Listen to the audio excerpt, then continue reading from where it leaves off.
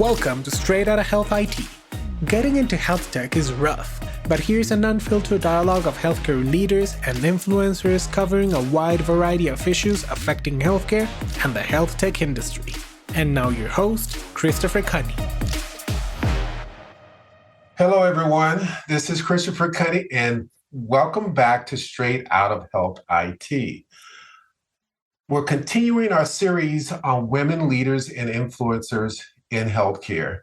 I'm excited to have one of the international stars of our industry on the program today, Miss Denise Silber. Miss Denise Silber is a digital health and virtual reality expert, and she's going to share with us some of the exciting things that are happening in this part of the industry. But before we get started, I want to give you just a highlight of her very, very impressive career. Miss Denise Silber is a highly respected and sought-after digital health, patient engagement, virtual reality influencer, and thought leader.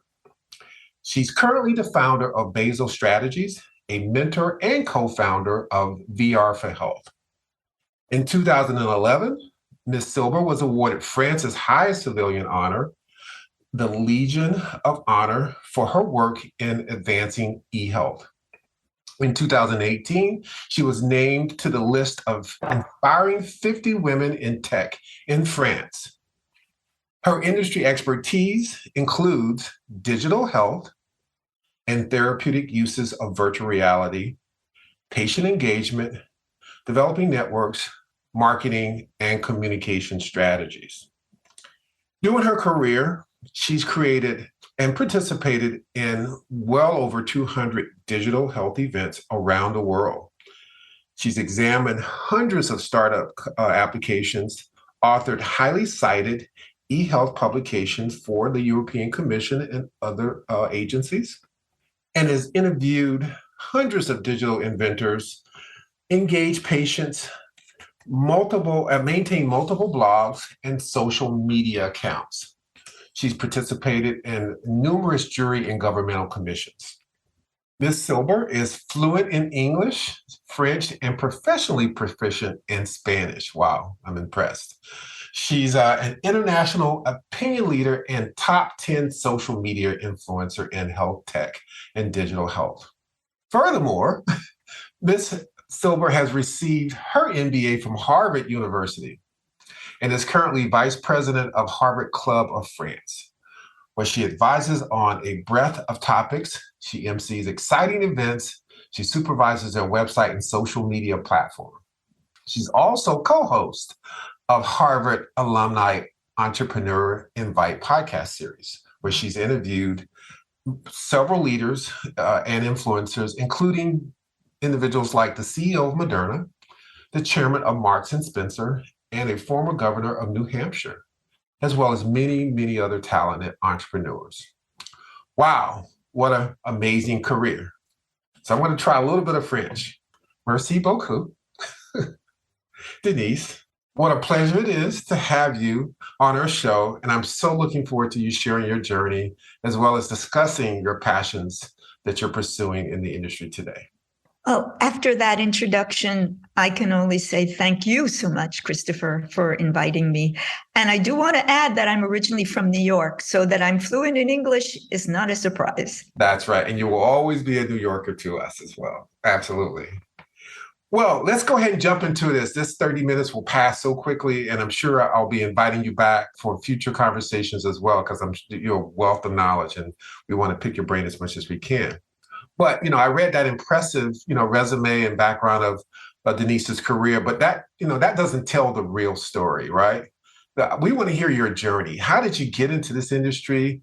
Why did you, why are you now focused on this passion around virtual reality and augmented reality? And, share with our audience your journey.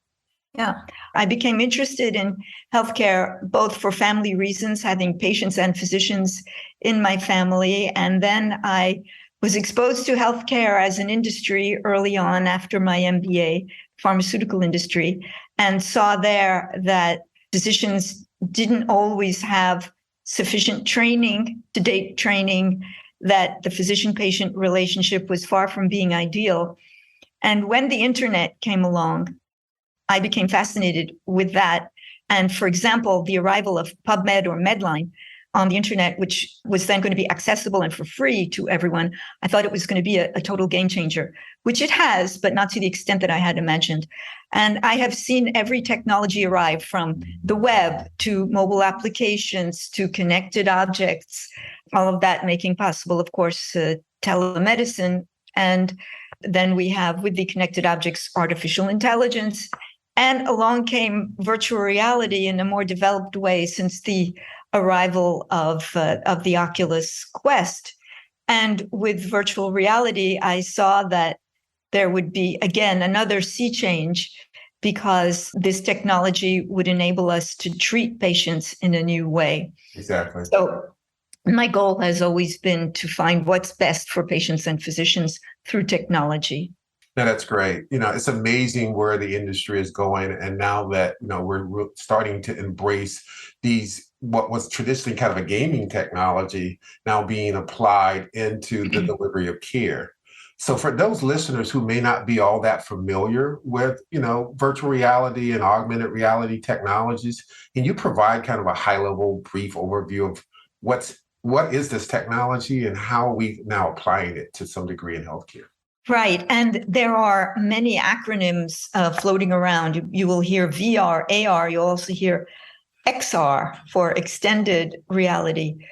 Virtual reality as a concept is the idea that the viewer using a virtual reality headset would be completely immersed in a scenario that is being proposed to him or her, so immersed that they wouldn't realize that they're no longer in reality. The best example of that is that there are apps for people who are afraid of heights, in which they will show them that they're walking across, for example, a plank or a rope bridge. And everybody who tries that, myself included, really feels like they're out there and that they could fall, whereas they might well be sitting or standing on a carpet with no danger at all. Virtual reality is actually a term that was coined by someone. It's not as though it's a particularly scientific expression, but it is the fact that one is finding oneself in what seems to be reality, only it's virtual. Exactly. And how is that done? That is done by creating, through the use of advanced 3D type technology, means that will make the viewer who's wearing the headset think that they really are living and experiencing that scenario. You could be walking a plank and people really think that they're on the plank, even though they're standing on a carpet or seated in an office. That's amazing. The potential application, the current and potential applications of VR, AR, and XR now technologies as well. Over the past 2 years or so, we've been battling this whole issue of the COVID pandemic, and it's been a huge challenge for healthcare professionals. I'm wondering, can you cite any applications of this technology and helping to address either remote care or even research or any of the things that might have helped to flatten the curve on the pandemic itself? Well, the pandemic had a lot of side effects that are impacting mental health, the aloneness, the fear. And this is really the kingdom of virtual reality. We could have imagined, if more people were equipped with the headsets, or if there were possibilities of accessing them at very, very low prices, below the $300 mark, for example, Sure. that we're at now, that people could have had accelerated access to meditation and calming applications that there are. That would certainly have been very helpful. It's not particularly necessary to do telemedicine with virtual reality. Mm-hmm. This might change when the metaverse is further built. Sure. But we're not there yet. Absolutely. Well, again, amazing applications of the technology today, especially around behavioral health. And you did touch on something that I wanted to explore a little bit further, and that's around kind of the social determinants of health as well. You mentioned the price of these devices, and how, now that they're starting to become much more commoditized, average people can now potentially afford them. I'm just curious, is there any other, from your research and the work that you're doing, are there any applications of how these technologies will help to address things around health disparities?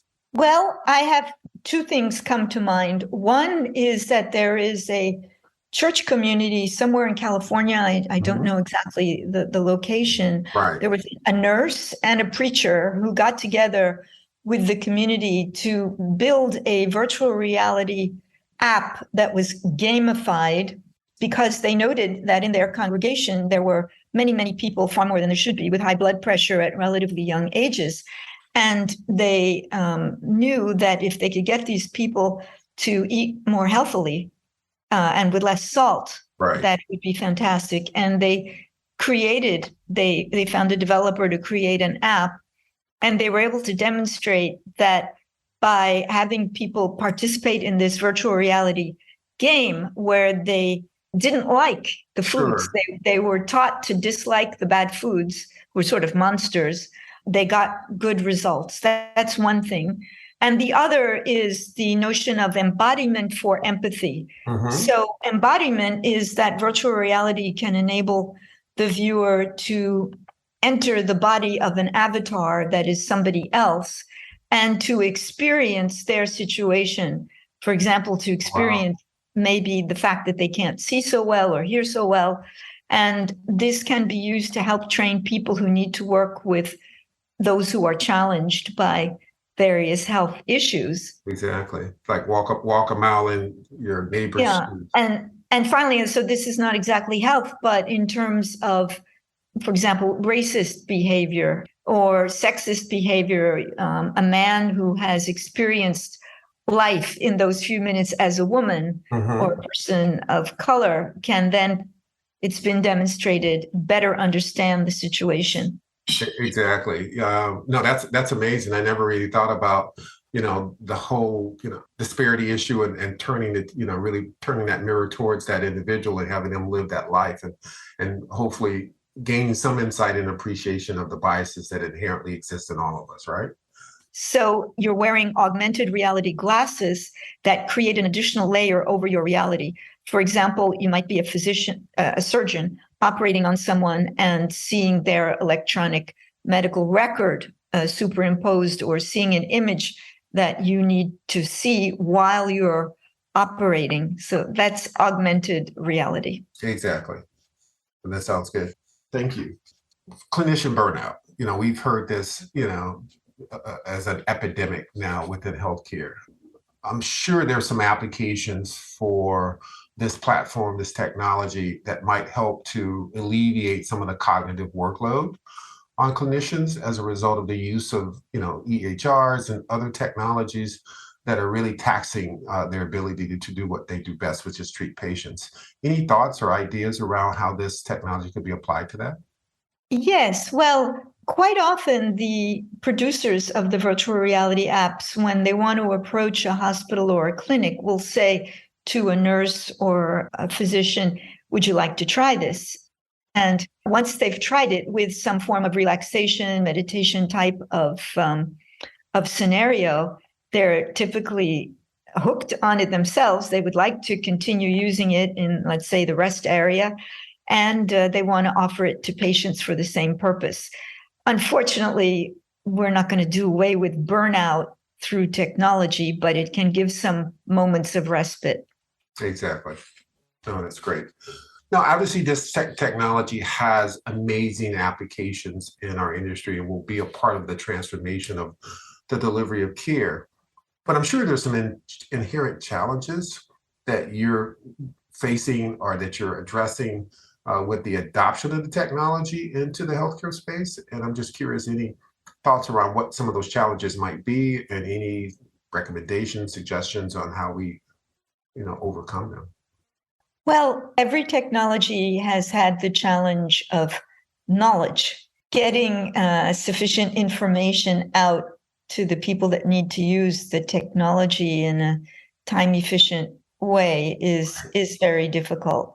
Secondly, there's the onboarding. What is the process that would be used to uptake, to have headsets available, to have the apps available that will fit into the rules and regulations of the healthcare establishment? What's going to be the business model of this? Typically, the solution companies are renting headsets that are equipped with the app and limited to that app. So then in certain hospitals, they say, I've got all these headsets, each with one app. It's complicated to get around that. So yeah, there are all these problems. And then, as we mentioned earlier, the fact is that the average household could use it to combat anxiety, which we know is so high. But it would be good if it became sort of just very easy to rent them rather than have to purchase them. And that way you could upgrade whenever you want. That is not currently the case. Sure. No, absolutely. And, and I've seen some technologies now that go beyond the use of the headsets as well, where you've got these augmented glass, the technology with glass, and you can see 3D images through that. Are you familiar with that technology and how that might be playing an application in our? Well, if you're thinking of like hologram, Yes. what you're referring to? Yeah, exactly. Yeah, all of that is still, it might be used in some very forward-thinking medical schools or occasionally for a demo, but we're still a little bit ways off. I would say that for general use, because you always see these demonstrations. Look, you can walk around a heart with all of its chambers, but it's not at the beck and call of the average medical student for the moment. I've seen this more in a demo type of situation. Exactly. No. So it sounds like we've got a long way to go as it relates to that technology. Well, as I mentioned, at the very beginning of this episode, I'm focused on a series around women leaders and influencers in healthcare. And obviously, clearly you've been one. And that being said, I would be remiss if I didn't take a moment to just get your opinion, feedback about the role that women leaders and entrepreneurs are now playing in healthcare. Kind of reflect a little bit on your journey, some of the challenges, or what I like to say, kind of the good, bad, and ugly. How are things better today than they were, when you first got started? What are some of the still challenges that exist? And any advice you can give, young women professionals that are now moving into the space of healthcare technology and digital health? Well, things are definitely improving. We see that there are so many more women in the profession or in the healthcare professions, in medicine, in technology, leading companies, starting companies, heading up interesting departments. So thankfully, it's not as difficult to have that as a goal. It's doable. Sure. But when you define it differently, which is who are the CEOs of the largest companies, then you find that there are fewer women and that we're certainly not reaching a 50-50 situation anytime soon. I think at the same time, so many things are happening in society. There's the great resignation. There's the fact that the latest college graduates don't want to have a life like their parents did. They're going to do things differently. There's the arrival of the metaverse. Exactly. So many things are happening that will result in the fact that this conversation be totally different in 5 years from now. But I do also think that at issue is the fact that we've all been brought up if we're talking about women, in a sexist world. Sure. So it's very difficult for even women to extract themselves from everything we've heard about ourselves and say, but no, that's not true. It's true of any minority. You hear so much that is not egalitarian, but some of it rubs off. So that's interesting. So what that being said, what are some words of advice, words of wisdom? If you could go back 20 years and talk to your younger self, what would you tell her? Well, I actually did act on the advice that I'm about to say, which is don't let anything stop you. Great advice. I did a lot of things that people would have considered impossible, like being an American, getting a job in Paris, creating my own companies, going forward with in the world of e-health and its many variations thereafter. I feel that I have tried many things that people would have said, that can't work or don't bother, and that would be my recommendation, which is really to try to, if there are things that you want to do, go out and pursue them. And I would be very careful to tell parents and family members and significant others to be very supportive of women in the things that they are trying. Great advice. I firmly believe, and I always ask myself the question, what's the worst that can happen?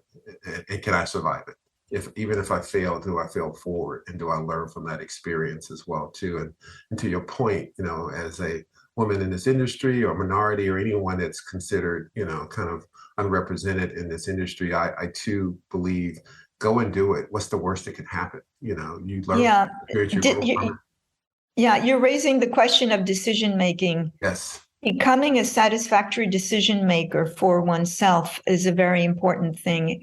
You have to figure out your own method. For a while, for example, I would go to different people and say, well, Right. What do you think? And then sort of merge all that. Now I feel that I know what those people would say, so I could have that conversation in my head. And I like to make a list of the advantages and disadvantages and weigh them and come out quickly with a decision. That's right. And if that decision doesn't pan out the way you originally thought it might be, it's still a work in progress. It's a journey. Life's a journey. Life is a journey. It's not about the arrival, and we learn every single day. Sometimes I go through that exercise of looking at what didn't happen the way I wanted and all the good that came out of that. Absolutely. Absolutely. So we're at the end of our program. I do have a couple of what I call kind of rapid fire questions as well. Thank you for all your insights. And just real quickly, I'm just curious about a few things. You've obviously done a number of amazing things throughout your career. So I can imagine there's very much left on your bucket list that you would want to aspire to or do. But what's on your bucket list? And the better question is, what one thing you haven't done yet that's still on your bucket list that you want to do? Well, on the bucket list, professionally speaking? Sure, professionally or personally? Personally, because I'm living in Paris, I have some travel destinations that I haven't reached because of just the length of travel, like to go to Australia. Mm-hmm. Hawaii is another one, which for people in California is a hop and a skip, but not for me. Latin America. So there are a number of travel places. I haven't written a book, a fiction. That would be another one on my list. Well, we look forward to that book coming out as well, too. So if you haven't started, I encourage you to do so. You bring, again, a wealth of knowledge and experience that we'd love to hear from and hear you share. When you're living in Paris, what an amazing place to live. I'm just curious, what are some of the hobbies and pastimes you have as you're not, trying to transform the healthcare industry? Well, being in Paris, it's really amazing because you can, in a very short distance, you can be in a quite different location. So I enjoy travel near and medium Sure. Distances. There's a wealth of culture of all sorts here. So those are some of the things that I would do in my rare free time. Very nice. And then final question. Is there a specific book that you're currently reading or a book that you've read that you would recommend to our listeners that you found thought-provoking or insightful? Yeah, there are so many books currently coming out about the metaverse, right, that attack it from all different angles. So if you're interested in the topics we talked about today, then virtual reality comes to mind. And Brennan Spiegel's book that came out last year, VRX, is very well written. The style is a real storytelling style, very enjoyable. That's wonderful. Thank you for the recommendation. Well, it's a wrap. Another thought-provoking episode of Straight Outta Health IT is in the books. I want to thank you again, Denise Silber, for taking time out your busy schedule to share your insights and thoughts on the industry and offer, our young professionals advice on being successful in this, in their careers and helping to transform how we deliver care in the future. Again, thank you, Christopher, for inviting me. It was a true pleasure. Thank you as well. I'm going to have you back on. There's so much more I want to talk about with you, and we'll find some time in the hopefully not too distant future to get you back on as a guest. In closing, I just want to say, keep challenging yourself. Look at yourself in the mirror and ask yourself, am I part of the problem, or am I influencing positive changes in our industry and our society and community as a whole? To my listeners, your feedback, support is always appreciated. Let's make this episode of Straight Out of Health IT go viral. Thank you again, Denise. Thank you, everyone, for your support. Take care and God bless. Thank you so much for listening to Straight Outta Health IT. We hope you enjoyed today's guest. For more unfiltered dialogue of healthcare leaders and influencers, be sure to tune in next week. For the show notes, transcripts, and resources, please visit Apple Podcasts, Spotify, or your favorite streaming platform. We invite you to give us feedback by reaching out to Christopher Cunny on LinkedIn, just searching for Straight Outta Health IT, and you'll find us. We are constantly having live discussions about diverse topics in the industry.